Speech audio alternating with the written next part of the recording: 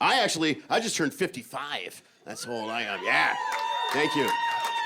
Yeah, I look good, I know. I had my checkup. I always have my checkup the day before my birthday. I do that on purpose every year because I can't go the day after my birthday. Because if on the night of my birthday, I go out. I do stuff. I do everything. I do everything I am not supposed to do anymore. I'll red meat, scotch, I don't care. I'll do everything. I'll break all the rules. I'll tear a tag off a mattress. I don't care. I will eat bad the whole night. And you can't go to the doctor the day after that. When you're over 50, one night of eating bad and drinking will whack your body completely out. You know, I go and see my doc. I don't appreciate they take my blood pressure. Suddenly I'm surrounded by 5 guys in hazmat suits. I know, and here's the thing. I'll be honest with you. I have the Obamacare, so every 5 years I have to change my doctor because that's how it works with that company for some reason. There's always a different insurance company falling out, and that's tough changing a doctor. That's a lot of stress because then you go in and have that first meeting with them, you know, and he's got my medical report right there, and he's asking me questions, and I have to remember the lies I told the last doctor. It's a lot of pressure, man. He's like, "How much do you drink?" I'm like, "What does it say there?" He's like, "It says here you drink 4 or 5 martinis every other day." I'm like, "Did I say that?" That's a lot. I must have been drunk when I answered that question. Here's what I've learned about myself, dude. My birthday falls during the holidays. That's the thing, man. My birthday falls right during the holidays. And I'm one of those guys that when the holidays roll around, you gotta let it go. You know what I mean? You're gonna eat bad, you're not gonna drink well. I realize this every year. I remember on Thanksgiving Day, I'm not gonna eat good again till the day after Halloween. That's just how I roll.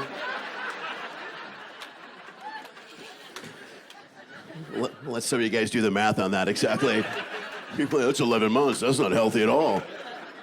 That can't be good. I work a lot of cruise ships now. That's what I do, is I work all over the world on cruise ships. I enjoy it. I'm lucky. So I travel in and out of the country a lot. I flew through customs a couple days ago. How many folks travel in and out of the country? Have anybody ever done that? Clap if you have. Okay. If you do it, flying back into the country sucks. It's a long, tedious stay. You got to stand in line. You got luggage. It's brutal. You're standing there forever. This will break the day up for you. Do this the next time you go through customs, and you will enjoy the afternoon, I promise you. When you get to the front of the line, and you see your customs agent or the immigration guy, this is what you do. You walk up and you go.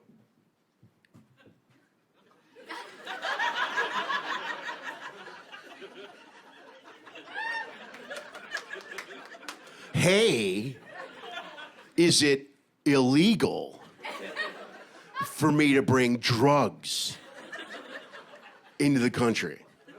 And he'll look at you and he'll go, yes, and look at him and calmly but politely go, okay.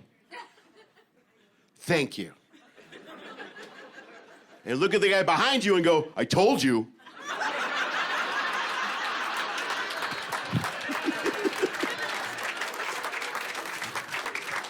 You make a new friend every time. It's awesome.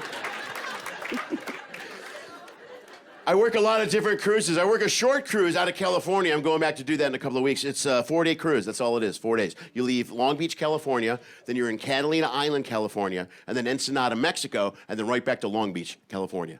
That's it. That's the whole cruise. It's 8 miles. 8 miles. That's it. It's just 8 miles. That's all it is. It's if there was no water and you had a car, you could do the whole thing in like an hour and a half. Yeah, it's the slowest moving ship on the fleet. There's not even an engine on that ship, I'll be honest with you. They just have 500 crew members push us away, and we float all the way to the dock. And it's a short cruise. It's so short. When you're in port the first day, you can see the port for the second day from the ship all day. You're like, where are we going tomorrow? We go right there. We're going right there. It's such a short cruise. If you drive and park your car in the garage at the port, you can lock or unlock your car from the ship the entire cruise. 3 days in, I forgot to lock the car. Beep, beep, beep, beep, beep, beep.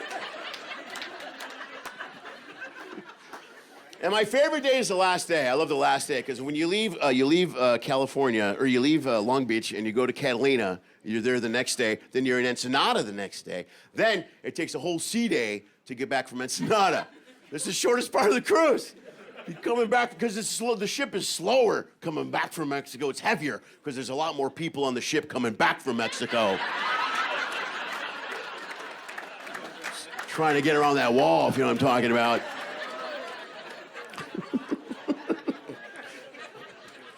And there couldn't be two more different ports than Ensenada, Mexico, and Catalina, California. There couldn't. Has anybody here by chance ever been to Catalina, California? Okay. It's beautiful. It's lovely. It's a nice little island. It's very quaint. Let's say you bring $200-300. You spend the day there with your husband or your wife. You can rent a golf cart. You can buy some fudge. Get yourself a little T-shirt.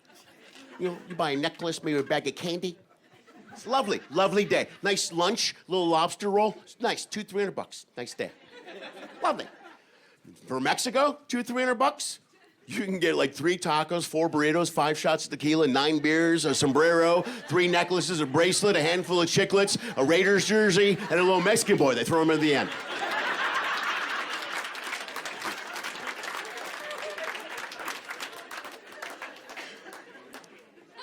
And every ship has this deal. They have an all-you-can-drink deal on the ship.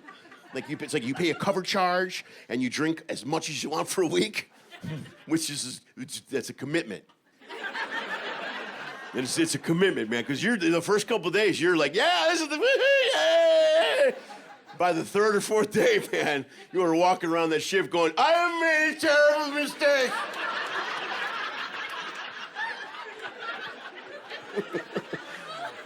There's a quota, too. You gotta drink all those drinks. Don't come up short. They'll come and find you in the middle of the night.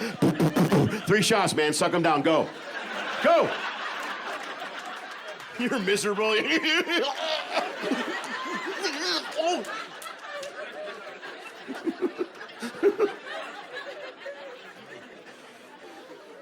That's okay. You're on a ship. You're in the middle of the ocean. Nobody cares. You know what I mean? You don't have to do nothing. You can get hammered every night. You just get drunk out of your mind every night and try to find your cabin. That's your own little excursion right there. You can't do that here. You can't do that on land. We go out drinking here, man. You got to be responsible. You got to have an Uber or a Lyft or a cab, someone to drive you. Friends, don't let friends drive home drunk. That's true. You know what else is true? It sucks driving drunk friends home. You ever been the guy? It's the worst. It's you in a car full of morons driving on the road. You're yelling at them. You're like, get in the car. Put your pants on. Quit screwing around. No, I'm not picking them up. They're 16 years old. Get in the car. You're trying to get information. You're like, where do you guys live again? And they're all like,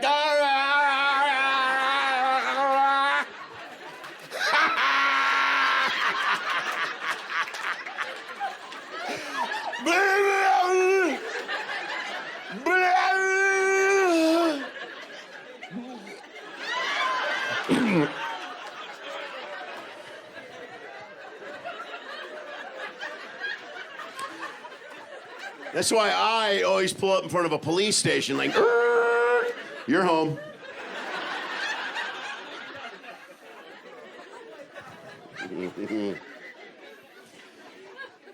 Bring my kids on the ship on the summer, man. Kids on a cruise ship. They're everywhere, those kids, those little spoiled little creeps. Kids are clueless. Kids are clueless. They have no idea what goes into a cruise or life or anything. They don't. When they're young, how many times they ask you for money? They have no idea. They have no idea. My daughters are 18 and 15. That's how old my daughters are. They used to love me. Now they're 18 and 15. When they were born, they looked exactly like me. As they get older, they're growing out of that, and we couldn't be happier. Like, I am not looking forward to when my girls start to date, but I do not want them to grow up look like linebackers either. You may a little tough to meet someone. You're the female version of me in a club somewhere. Some guy walks up, he's like, hey, what's your name? And she's like, Erna! Oh, you are beefy. But they have no clue. They don't know what's going on. I write a lot of jokes about my daughters. I do a ton of jokes about my kids all the time. We were at the dinner. This last summer, they flew out. This is a perfect example. I fly them to California. We go to Disneyland. We're having dinner. The kids look at me. I swear, both of them look at me. Hey, Dad, you tell a lot of jokes about us. When are we going to start seeing some of that money? Right? I'm like, you're seeing it right now, you little creep. Eat. At Disneyland, the gall! I don't think you're being very fair. Kids in a cruise ship are hilarious. They really have no clue in a cruise ship. They don't know. They don't know. When they were little, it's where they would go up to that buffet deck and they'd be like, wow, all this food is free? And I'm like, not really.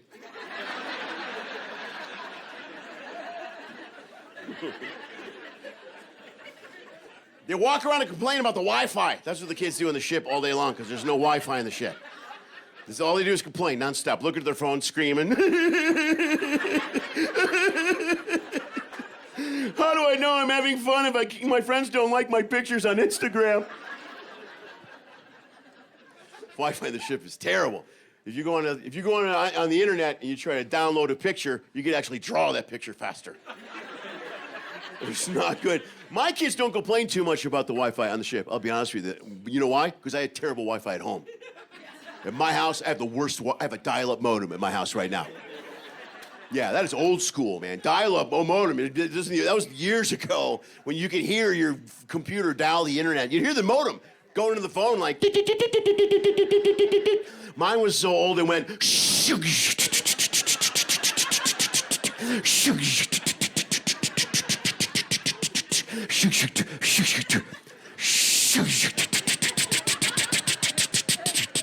That's a rotary phone. Are you aware of that? You know? You're staring at me like it stole your car or something right now. Like, your phone is broke, man.